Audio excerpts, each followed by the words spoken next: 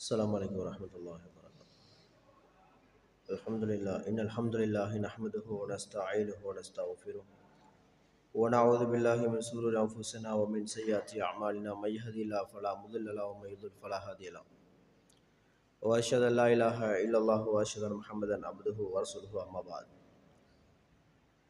فقد قال الله تعالى في القرآن الكريم أعوذ بالله من الشيطان الرجيم بسم الله الرحمن الرحيم وَأَعْبُدُوا اللَّهَ وَلَا تُشْرِكُوا بِهِ شَيْئًا وَبِالْوَالِدَيْنِ إِحْسَانًا. எல்லா புகழ்ச்சிகளும் அல்லாஹ் ரப்புல் ஆலமீன் ஒருவனுக்கே உண்டாகட்டுமாக.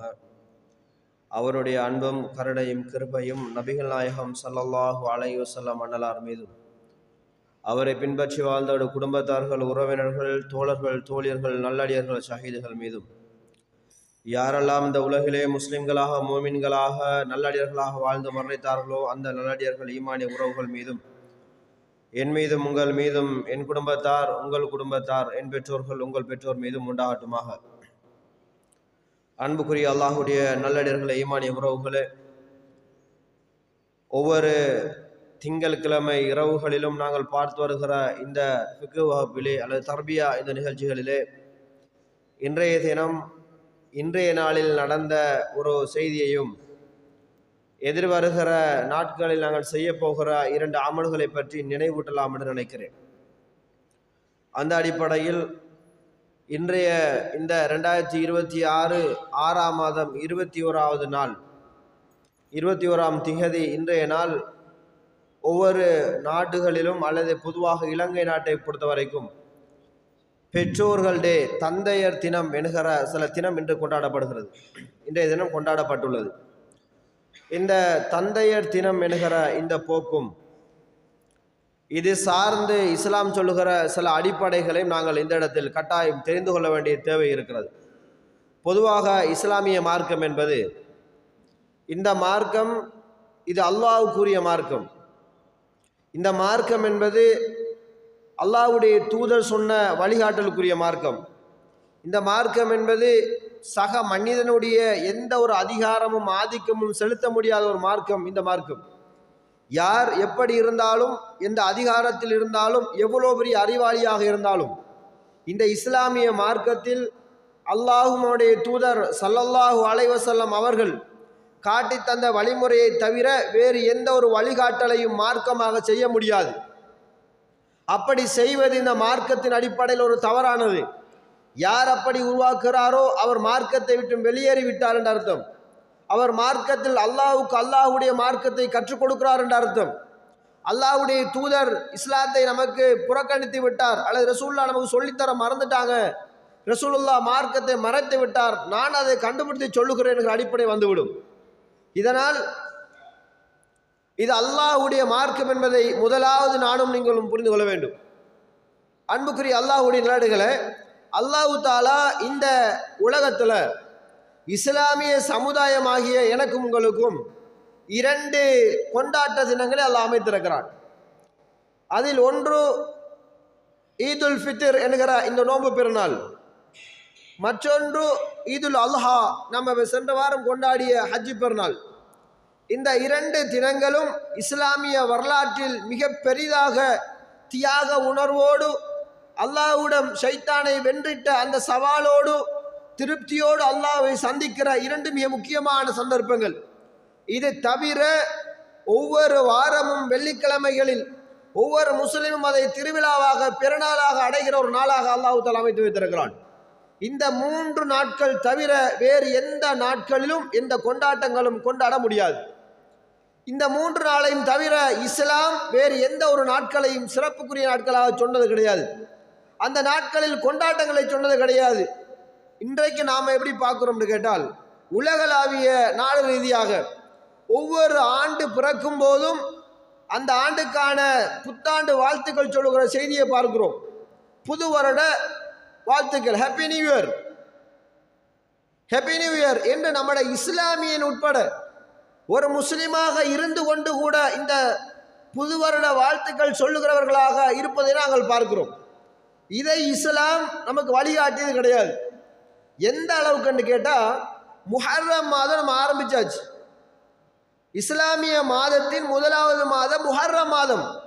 இப்போ நம்ம இருந்துட்டு இருக்க மாதம், இந்த மாதத்தை கூட புதிய வருடமாக கொண்டாடக்கூடாது என்று இஸ்லாம் வலியுறுத்துகிறது. இஸ்லாம் எங்கும் போதித்தது கிடையாது. அதனால்தான் நம்மள நிறைய பேருக்கு இஸ்லாமிய மாதங்கள் தெரியாது. இது முஹர்ரம், இது ரஜப், இது ரமலான், இது துல்காதா, துல்ஹிஜ்ஜா யாருக்குமே தெரியாது. ஆங்கில கலண்டர் அடிப்படையில் தெரிகிற திகதியை தவிர நம்ம யாருக்கும் இஸ்லாமிய கலண்டர் அடிப்படையில் தெரியாது. ஒரு கணவன் மரணித்து விட்டால் மனைவி இத்தா இருக்க வேண்டிய கால வரையறை எவ்வாறு நிர்வகிப்பது ஒருத்தருக்கும் தெரியாது.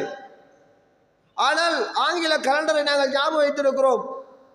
மாதத்தில் 31 நாள் 30 நாள் கணக்கு வைத்து 4 மாதமும் 10 நாளும் இருக்கிறார்கள். இஸ்லாமிய அடிப்படையில் 4 மாதமும் 15 நாளும் இருந்து விடுவார்கள்.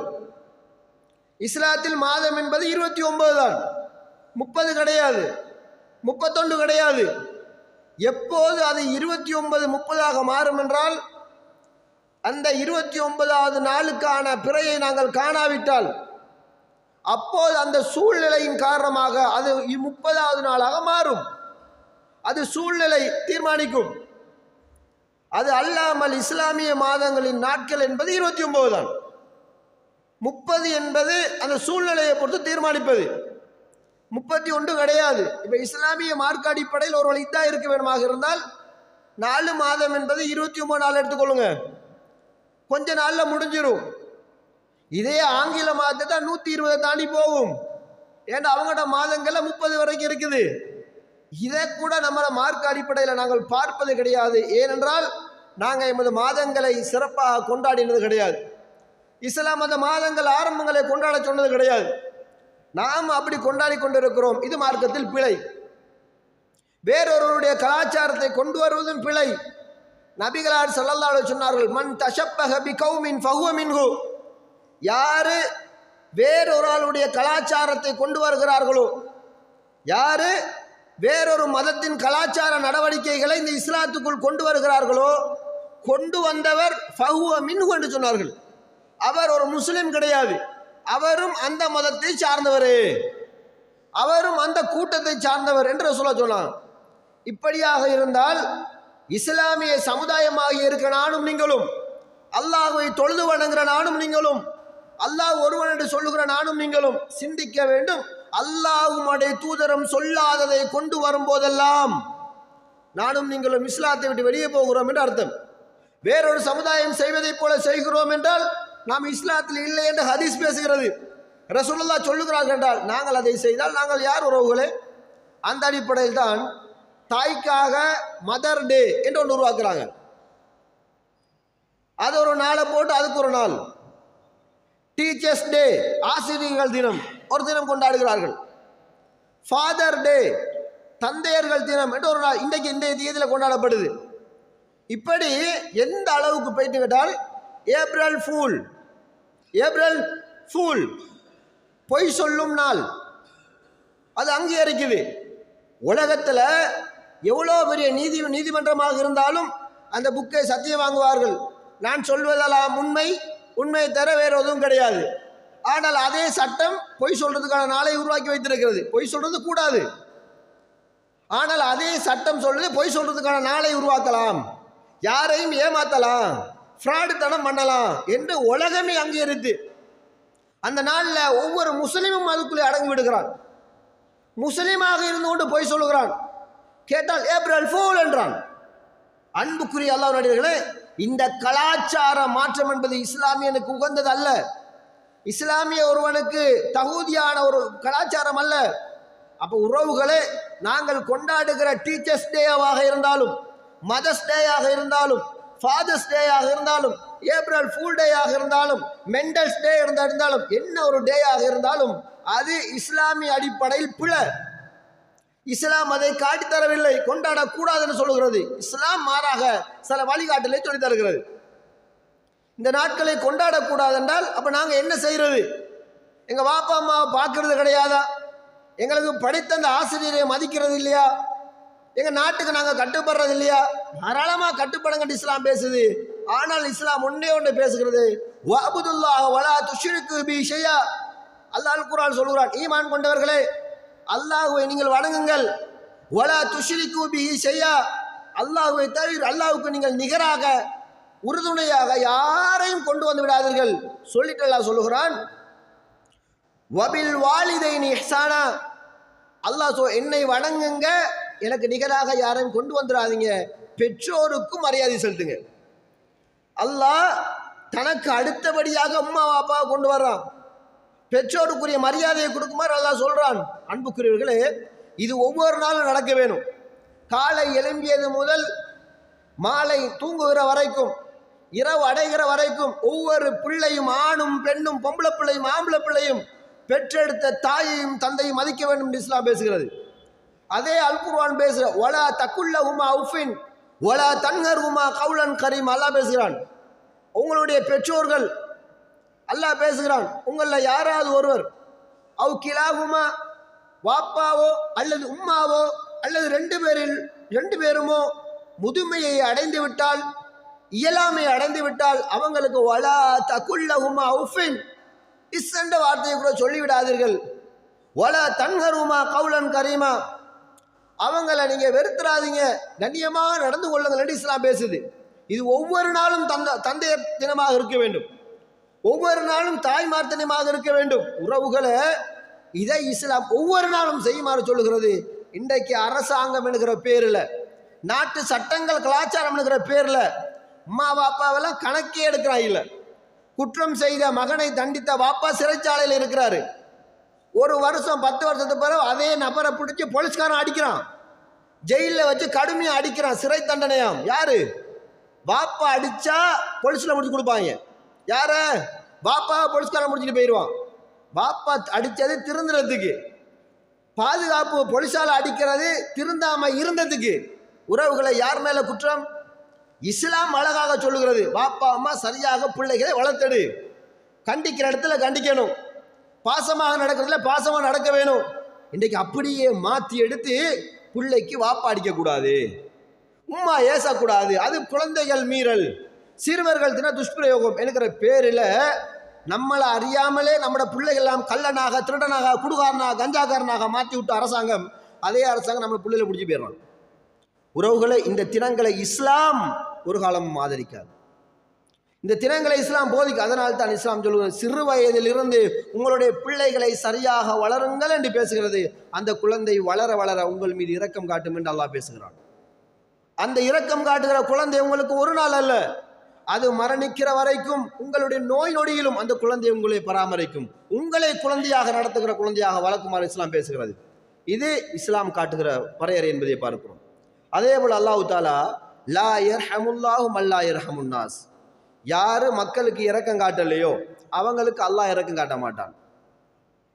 மக்களுக்கு இரக்கம் காட்டாட்டி அல்லாஹ் அவங்க மேல இரக்கம் காட்ட மாட்டான். இப்ப டீச்சர்ஸ் டேயும் அதுக்குள்ள வந்துடும், அங்கால இருக்க சில்ட்ரன் டேயும் வந்துடும், மதர் டே வந்துடும், ஃபாதர் டே வந்துடும். இன்னும் யாரு ஏதாவது ஒரு டே இருந்தால் அதையும் வச்சுக்கொள்ளத்தான் இருக்குது.